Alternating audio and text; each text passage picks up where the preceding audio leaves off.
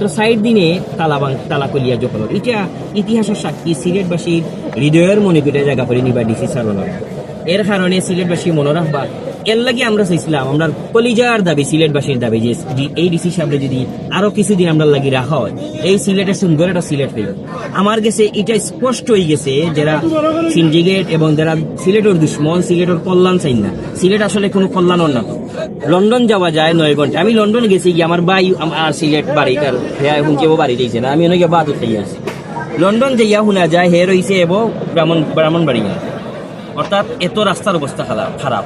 সিলেটের প্রত্যেকটা জায়গাত বড় বড় গাছ, মানে রাস্তার অবস্থা খারাপ। সুতরাং সিলেট এমনিও বলা নাই, একজন মানুষের সিলেটটারে ফিরে আনার সিলেটিরার গেছে দোয়ার চিন্তা করছেন, কিন্তু তার হয়তো দুশ্মন লাগে গেছে। আজকে যে চেখা গোনাটা ওর এটা দেখি আপনারা নিশ্চয়ই বুঝে, এটা যদি দরগা কমিটি হইলা কোনো যারা আসেন এরা গণলেও তো আমরা খুশি, কারণ মানুষের স্বচ্ছতা হয়। একটা মাদ্রাসা আছে, মাদ্রাসার মানুষের খানি বালা হয় না, টিচার হলোর বেতন বালা নাই।